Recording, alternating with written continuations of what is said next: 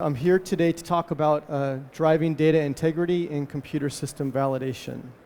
A quick biography about myself. I've been in this type of field for about 25 years in several different environments, all regulated, from dietary supplement to medical device to pharmaceutical.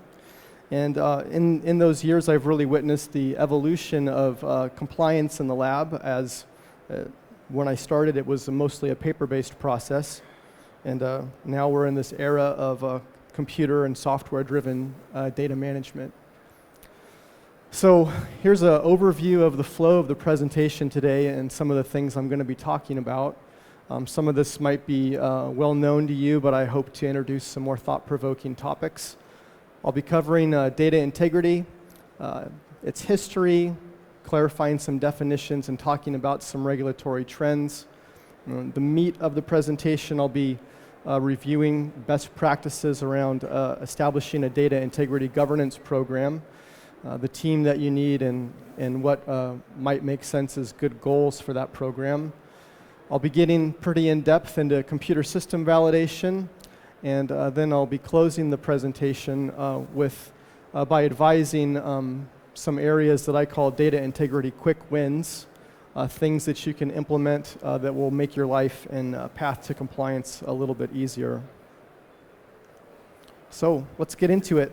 The FDA's view on data integrity is one that the industry has trouble with it.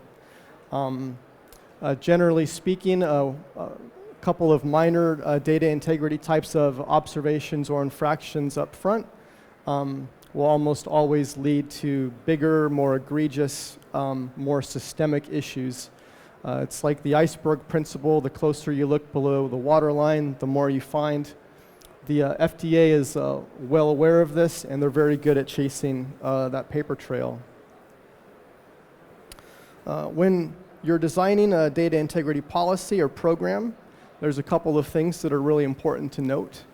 One is that this governance needs to extend throughout the entire data lifecycle. So that's the generation of the data, the origin, from the processing, reporting, archival, and retrieval. These aspects that make the data trustworthy, completeness, consistency, and accuracy, these need to be enforced throughout the whole lifecycle. And it's also important to note that this applies to not just electronic data, but paper records as well. And you'll hear me say this several times during the talk, data integrity is not a new concept at all. The cornerstones of data integrity are found within Alcoa.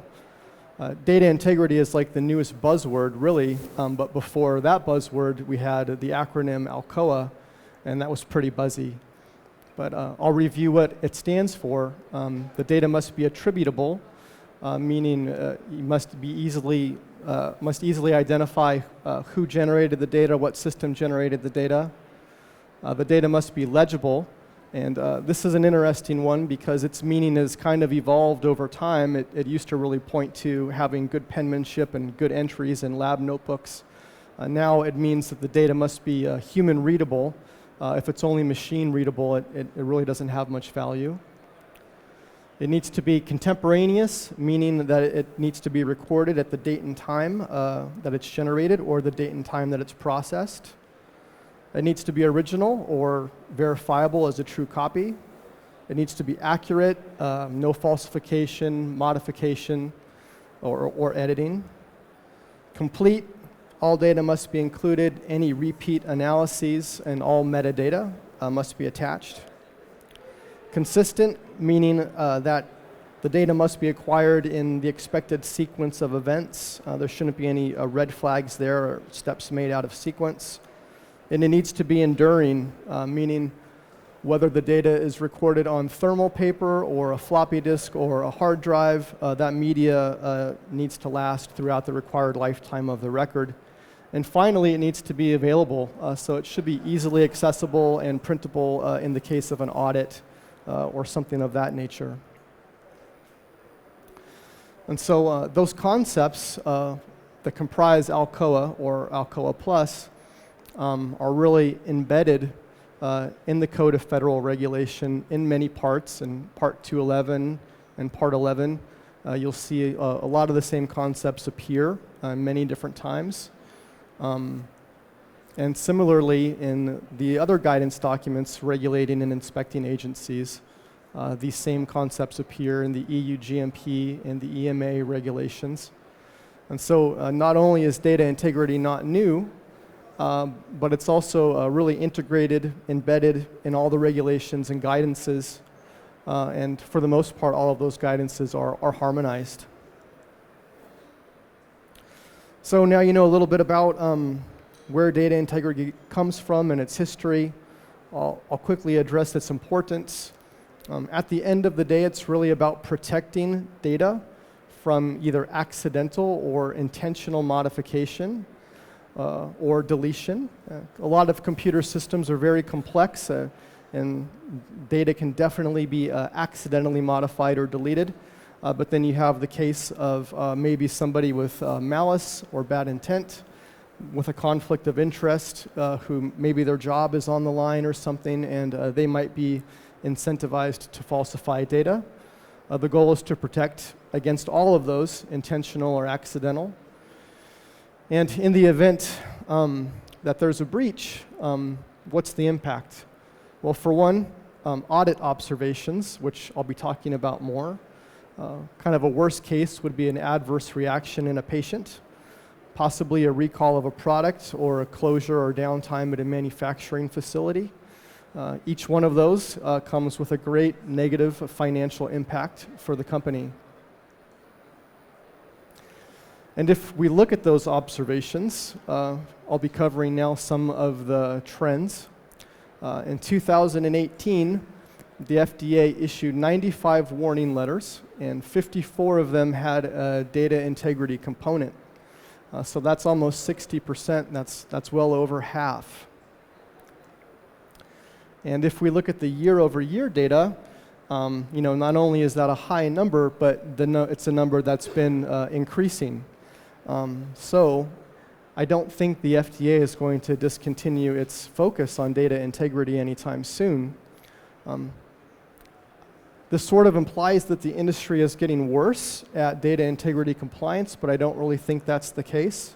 It's my opinion that the FDA and other regulating agencies are just getting better at looking below the waterline and getting into the detail. I do predict in the next couple of years this will level off and begin to decline, and the FDA will find some other area to focus on. If we look at that data one last way and we slice it across the top 5 regions, we more or less see that increasing trend over time. And we also get a feel for which parts of the world have bigger problems than others, with China being the worst violator, and then here in Europe, only 9 observations or warning letters. So again, the FDA really views that the industry has issues with this topic, and it's actually kind of uncommon for the FDA to issue a guidance document. Normally they issue regulations and laws, and the industry is what provides guidances. But in this case, the FDA did issue a guidance document. They solicited the industry for questions. They chose 18, and it's a very valuable reference and resource if you are designing a data integrity program or policy. You definitely want to be intimately familiar with this. It's readily available. So when it comes to designing a data governance program, it's important to know that there's really no requirement to do this. It's actually just emerged as kind of a best practice to make sure that you're covering all aspects and have the right resources dedicated to the right tasks.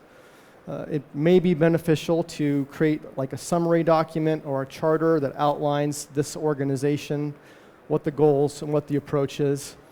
And then I would suggest a few cornerstones for the program.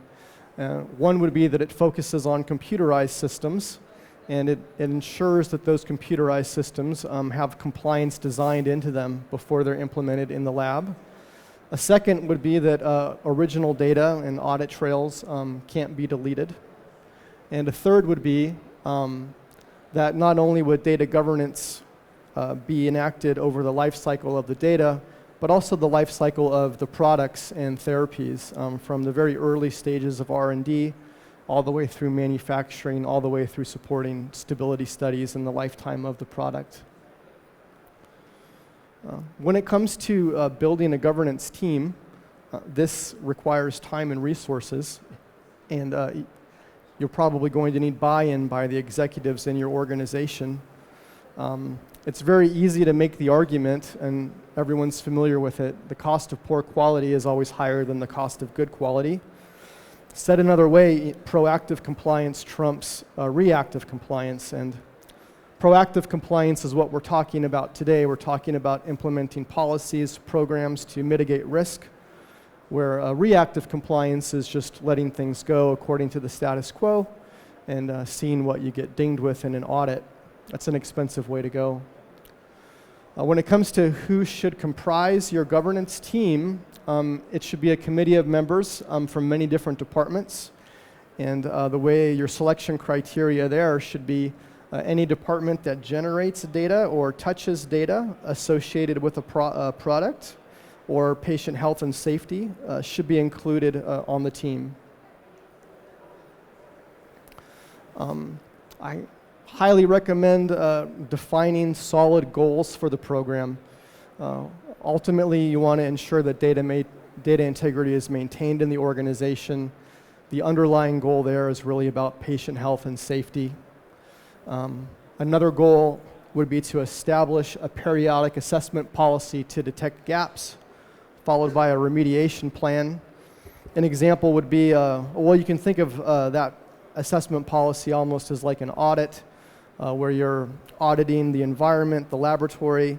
You might find a system that maybe doesn't have user access controls. Maybe a software upgrade could fix that. That would be a part of the remediation plan. Secondly, a goal should be to design DI training for all employees, make that training specific to role, scope, and function. And then finally, to develop SOPs and policies that reflect the goals and incorporate the meaning of ALCOA, especially regarding data review, retention, and computerized systems in Part 11. So I'm going to switch gears a little bit and talk about computerized system validation, and for very good reason. If you think about that data lifecycle diagram I showed earlier, that's really all taking place on the computerized system, from the generation all the way through the reporting, archival. And so it is through the process of computer system validation that you're really checking off a lot of the big data integrity boxes. And so through CSV, you're verifying that your system is compliant with your data integrity policies. So the textbook definition is CSV is establishing documented evidence which provides a high degree of assurance that a computer system will consistently produce results that meet its predetermined requirements, specification, and quality. If a system meets these requirements, it can be assumed that it is consistently performing in the way it was intended. One of the questions on that guidance document was, does each workflow on a computer system need to be validated? And the FDA's answer was yes. Every workflow that you're using needs to be validated. There's a lot of other reasons to validate besides compliance. Of course, you want to know that your system operates as it's intended, the reason that you purchased it. And also the process of validation verifies the software, the hardware, any training and procedural documentation associated with that system. So the industry standard approach to validation is the GAMP5 V model. This is a broad deployment in the pharmaceutical and medical device industries. It's used to validate everything from manufacturing systems to laboratory instruments. And in my opinion, it's a little bit over-engineered for laboratory instruments, but that's a different talk. I'll quickly review how it works for those of you that don't know. The risk assessment classifies the system and defines the need to validate and kind of lays out the scope of the validation. The validation plan talks about the timeline, deliverables, roles and responsibilities. The user requirements, that's where your intended use is captured, and that's verified in the performance qualification. Functional requirements deal more with the operation of the instrument, and then config and design specs are verified in the installation qualification. The trace matrix wraps it all up. It connects every requirement to how that requirement was met. And then the validation summary report is a nice bow on the whole project. The system is then released. And after that point, it's managed through the process of change control. So if the system has a software upgrade, that would be examined through the process of change control, and the need to validate or not revalidate would be assessed. So Part 11 should feed heavily into your validation requirements. And because Part 11 or Annex 11 really deals with electronic records and signatures, this really is your roadmap to data integrity. And to a great degree, you can almost copy and paste Part 11 into your user requirements documents and use that as a map. You'll probably satisfy about 80 or 90% of your data integrity needs. I think it's important to talk about how the requirements are met in validation, because I've bumped into quite a few people that have the idea that every requirement needs to be tested, or that the verification of every requirement needs to be automated. It really always is a mixture. Any documentation that the vendor supplies, like a vendor IQ/OQ, probably satisfies some of your requirements. Outside of that, you'll probably have to design some of your own test scripts and execute those as well to satisfy some other requirements. And then finally, many requirements are satisfied procedurally by company policies and SOPs, and no testing is not always required in that case. And quite a few of those 54 warning letters that focused on DI, quite a few of those observations were found within computer system validation projects. And here's an example of some of those deviations. Risk assessment was not performed for software changes. So even something as small as a software patch needs to be examined through the change control process to understand its impact. Off-the-shelf software not validated for intended purpose. What that means is quality just accepted the vendor IQ/OQ and didn't do any additional testing for their intended use. No validation at all, or third-party validation not reviewed. So it's very common to contract out validation services. In fact, it's the bread and butter of the business that I run. But when contracted out, those processes need to be fully integrated with the policies on site and fully integrated with the team on site. So really a team of stakeholders on the customer site should be involved with reviewing and approving the documentation. And then these are some specific citings from the warning letters. Some of these have been repeated. No validation reports again, legacy system. The validation results don't meet the acceptance criteria, and there was no reason or explanation or justification explaining that away. No written procedures for the system that outline privileges and responsibilities. That's a big issue. That's security and access controls.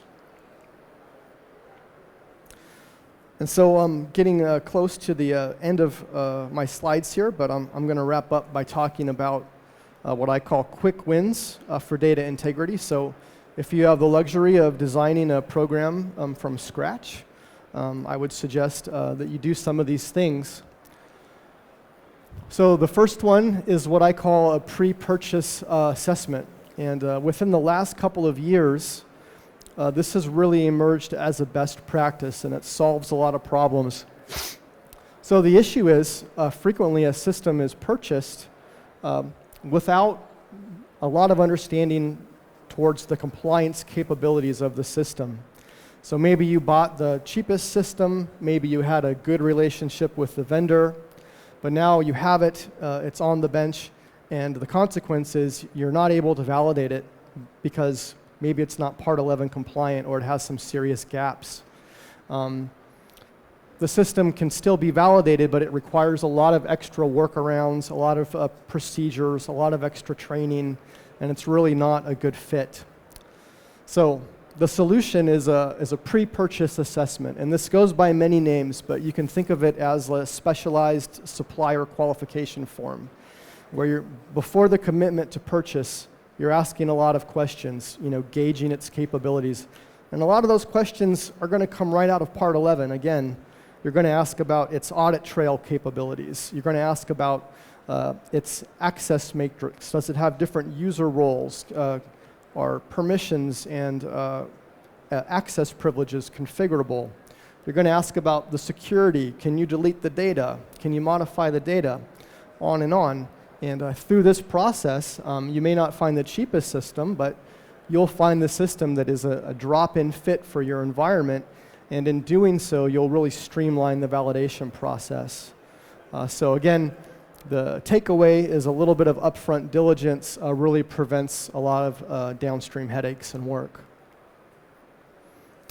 Second is access controls. This is the cause of many, many DI issues, either very loose or improperly configured access controls. And so the risk here is that you may have an unauthorized user accessing the system, accessing data, or you may have an authorized user that just has inappropriate permissions. So maybe this user is generating test results, but maybe they have the ability to delete those results, and that could be a conflict of interest. So the solution, and this is a great activity for that DI governance team, is to create an overarching policy on access controls and permissions and then enforce that policy. Now, if your systems aren't compatible, you may need to replace some, but it's better than a deviation or an observation. The end result is that the risk is eliminated and that the access rights and permissions are aligned with a job function. So stricter access control equals less risk. And then a third quick win is audit trails. I think probably most people know what an audit trail is. When you hear the term metadata, that really refers to the context of the measurement. And in many ways, the audit trail is capturing most of that context. And that context is the who, what, and the when, and the where of the data. Who did the analysis, what method, sample, instrument, when, where is the data? So strong audit trails are absolutely essential to having a compliant system and data integrity. Honestly, in my world, which is analytical instrumentation, this has been one area vendors have had a hard time complying with. There are few perfect audit trails out there. There are 4 main areas of data that each audit trail needs to capture, and that's security events, user management events, event management, and data management, meaning every step of that data lifecycle needs to be captured. In general, there's a lot of basic stuff your audit trail should be capturing: user credential, machine identity, date and time of log on, log off, use of system files, etc. Some audit trails come to you in sort of a canned way where you can't configure them. Other audit trails are configurable, which I think is probably preferred. In the case that you can configure an audit trail, it's better to use some of the best practices here, which is don't allow any user role to have the ability to delete data. Restrict access of the audit trail to only system administrators. And if you can, some audit trails actually collect too much information. And although that sounds like a good thing, that could cause problems with long-term storage. So if you can configure your audit trail to only collect useful information, that'll save some headaches down the road. And then a final slide here on quick wins. Look at your raw data backup procedure. Hopefully you have one. The greater the frequency of backup, the less risk. Look at how often you're backing up. Is that backup secure? Who has access to it? And you'll want to test all that in your computer, in your validation.